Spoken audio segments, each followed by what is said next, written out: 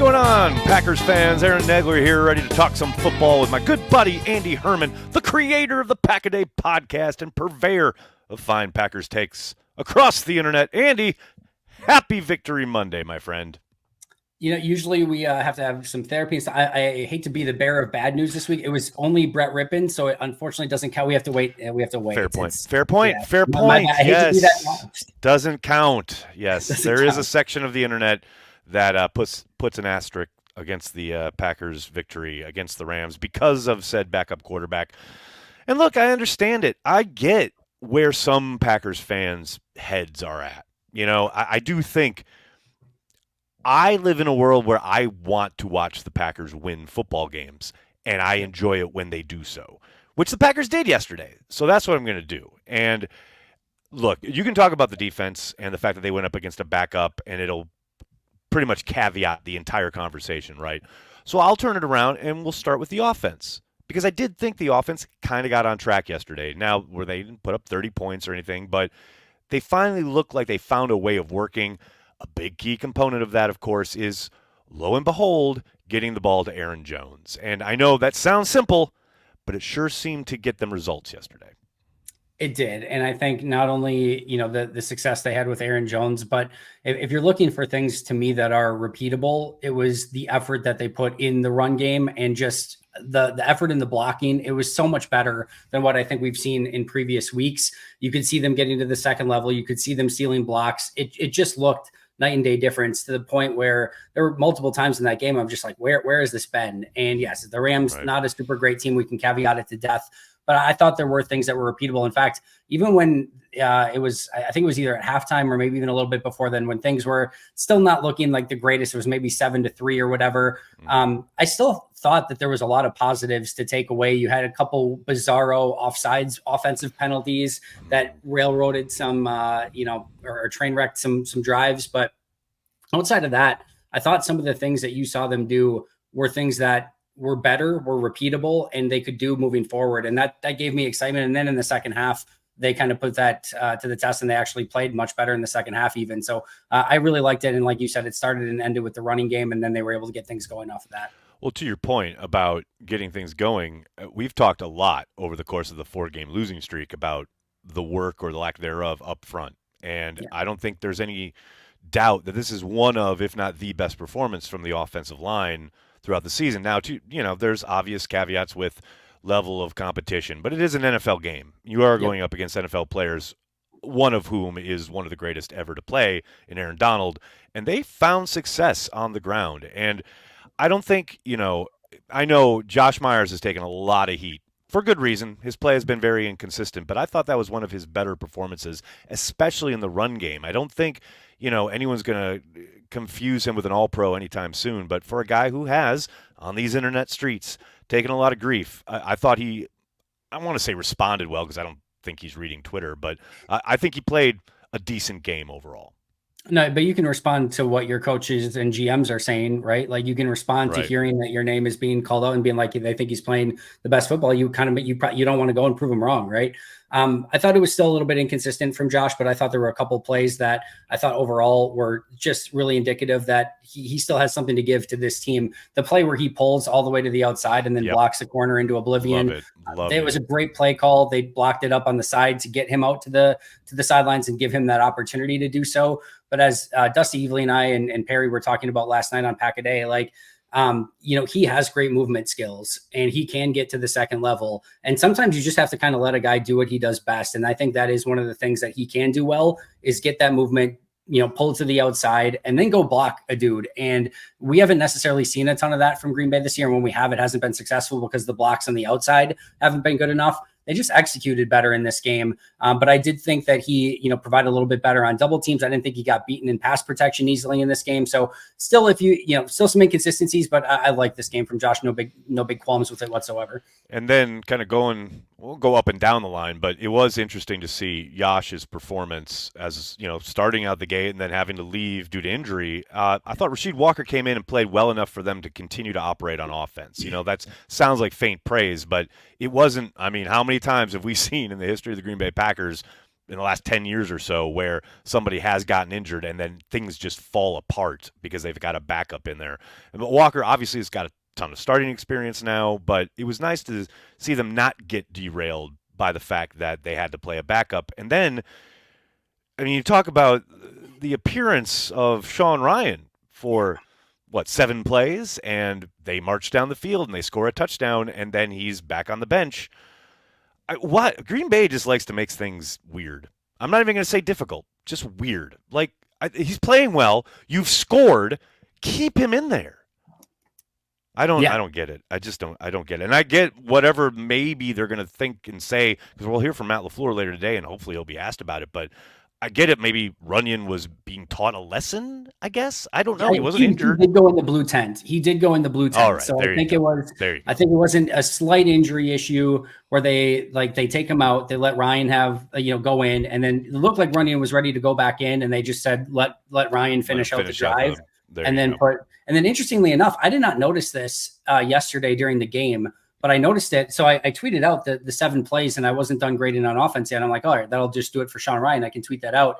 I didn't realize he played the last 8 snaps of the game at left guard for Elton Jenkins. 2 of those were the kneel down, but he played the last 8 snaps of the game too. So just interesting, but I was impressed by Sean Ryan. The bigger thing that I will take away, and that I also mentioned on the old Twitter machine, is it's more interesting to me now just watching Sean Ryan and those snaps in this one, the 15 snaps, whatever it was.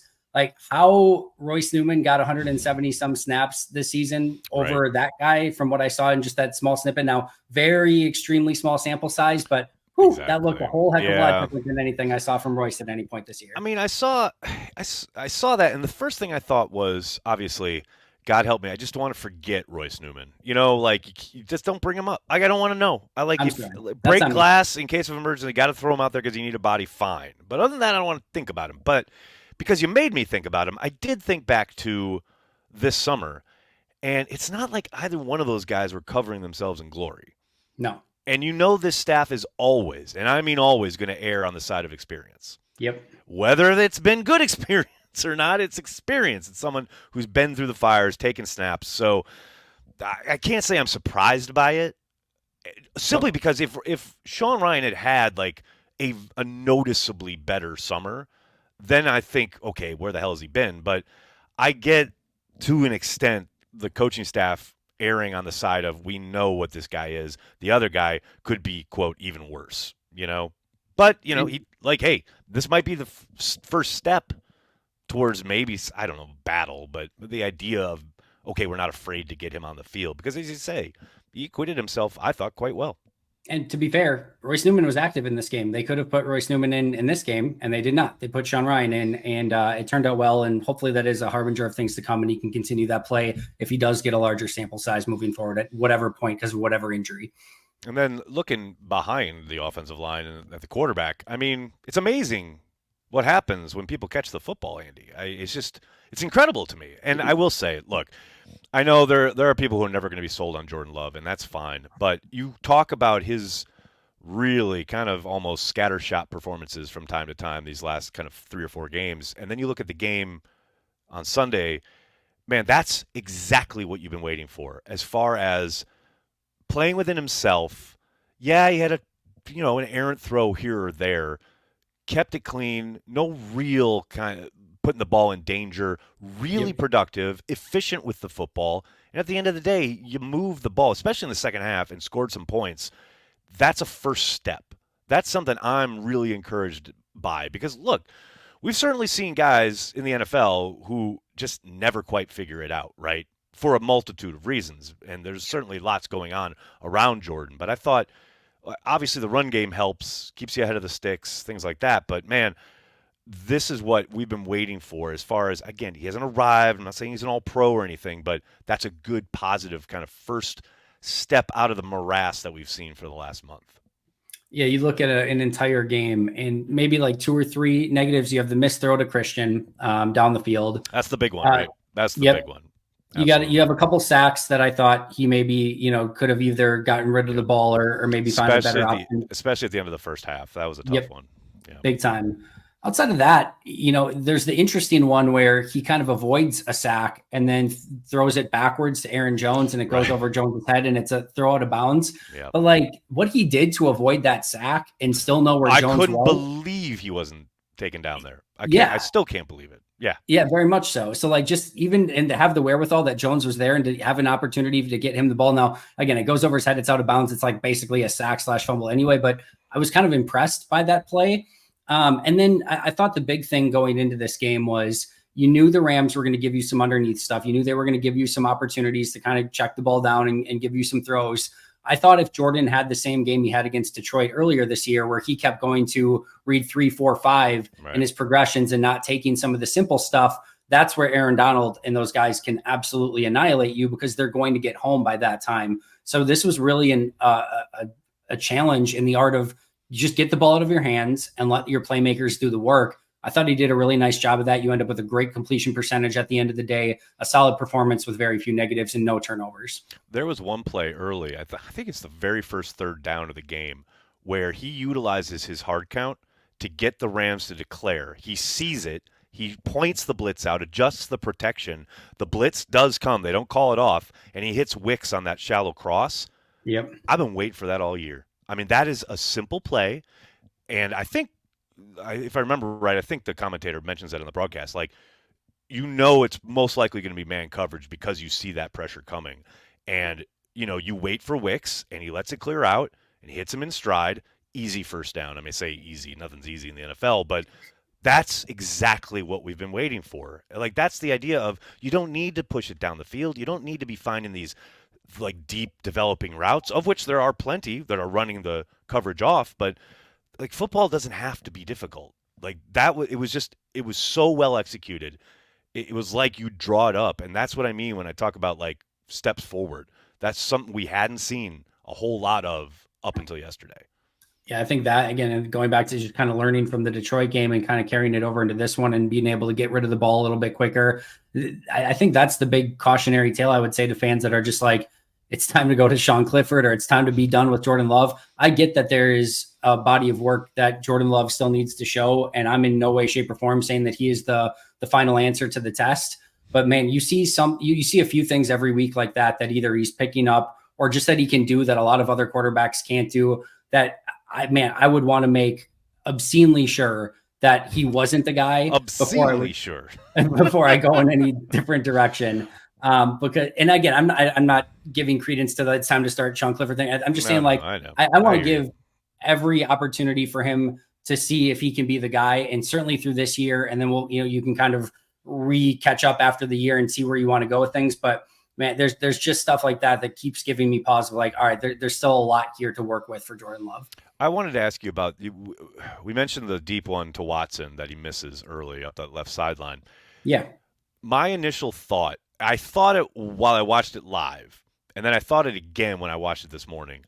Does it feel like that seems like to me, and this is just total guesswork on the outside looking in, but that feels like that's the way he throws it. Like he does throw it like a purposeful pop-up. Like you can see like a lawn dart almost, like way up high because he wants to make Watson go get it or whatever, make a play on it, whatever, rather than just throw it, chuck it into the end zone, let Watson go get it because he's got the speed to do it. It feels like he's got a million voices in his head over the course of the last few weeks telling him, make sure you do this, make sure you do that, try and do this, try and do that. That felt like a quarterback who's been told a lot of different things, as opposed to just get back there, hit the top of your drop, and let it rip. If you've got the matchup, which you do, just let it go. Like I don't know what you feel about it, but like that's what I see when I watch that play. There's a little bit of like a Giannis 3-pointer or like a Markelle Fultz who lost his shot. Now, I'm not saying like that ugly, yes. But like you can tell because if you look at Giannis when he first came out, like he had a pureness to his shot that wasn't as coached and mechanic, and you can tell like. I'm sure through his time in high school. This is the thing we need to work on. Now we've worked on it, and he's heard a million different things. Exactly. And he's kind of short-circuiting, I think. I think it's beautifully well said. And yeah, I think there's like from quarterback coach to head coach to previous coaches to his mechanics coaches to everything. All of a sudden you get to that point and you're like, It's almost like it's How do I paralysis throw by this analysis. again? Like, Yeah, yeah, exactly. yeah, And you're thinking of throwing it rather than just throwing it. And I think to Matt's credit, he's been on that since day one of being like, go hit your drop and rip it. We want to yep. see you rip the ball. We know you can. And I like the other thing, I think we talked about this last week of like the idea that he doesn't have the arm strength or has like a noodle arm or something like that. I mentioned the one last week is he's got that diagonal to Romeo Dobbs where he overthrows it like 60 air yards on a line and like barely flicks his wrist and he overthrows him. Like we've seen he has the arm strength. That is not the question. To your point, it's more of like he's just overthinking it or there's something that's just not Well, computing. yeah, and it's control. It's like the ability to put the ball where you want is not something you Yes. just snap your fingers and it arrives. Some guys are better at it than others. Some guys improve. I mean, Josh Allen being the great outlier and the great example of a guy who couldn't hit the broadside of a barn when he came into the league and now is a pretty lethal passer. But like, I'm not worried about his arm strength at all. Do I think he's got a rocket or a cannon like Favre or even Rodgers? No, of course not. But I will show you some big boy throws. Especially there's one yesterday where he hits Dobbs on an out on the far side of the field, the far off the Yep. far hash. That's a big time NFL throw, and that's Yep. not something that a lot of dudes can do. And there are a handful of throws like that throughout the season where I'm like, yeah, no, his arm strength is not a problem.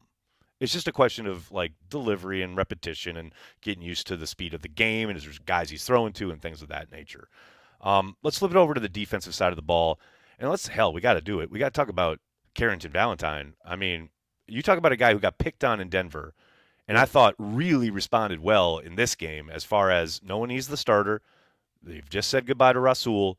You're probably going to be targeted quite a bit because, are you going after Jair or are you going after the rookie? Well, yeah, I'm going after the rookie. I mean, I thought he held up really well, and I thought, it wasn't a perfect game, but golly, it was nice to see him out there flying around and really, I mean, giving it to guys, and his energy just seemed infectious almost. I loved what we saw from Valentine yesterday.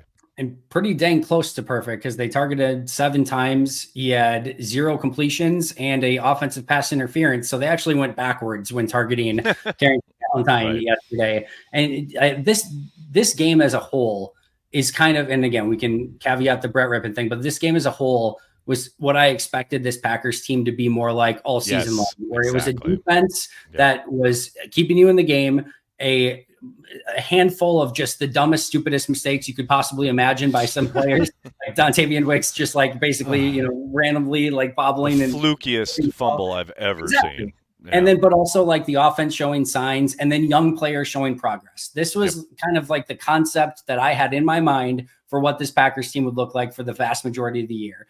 And we got it. We got progress from some young players. I thought Carrington Valentine going from a game against Denver where he got picked on early enough. It was first down, just attacking him constantly. In this game, they attacked him as well. And he just responded every single time with pass breakup after pass breakup. And not only that, to be the guy that has to come in and replace Rasul, everyone's talked about all week, the locker room leader and the presence and everything that he has. He can't be that, but he can certainly come in and bring a crap ton of energy on the field. And that's what he did to have that swagger and that energy and just like exude that. Like I was up in the press box, I was feeling his energy. I can't even imagine what it was like down on the field. So I thought that was so cool and just indicative of a whole of like, this is what I wanted to see is the progress from these young players we saw from Carrington. It was good to see both the day 3 guys along the defensive line and Wooden and Brooks be really active. I mean, the third down stop by Wooden is excellent, and Brooks, he wasn't winning every snap or anything, but those are 2 guys you got to think. And I know they said, Matt indicated that Kenny's injury isn't supposed to be a long-term concern, but I would suspect probably not available Sunday against the Steelers. I think these are 2 guys you're going to have to count on to play a few more snaps than usual. I mean, I don't doubt for a moment Slayton, Wyatt, those are your stalwarts, and they'll play a ton. But, man, we're going to need these young guys to continue to develop. And I thought good signs there against the Rams yesterday.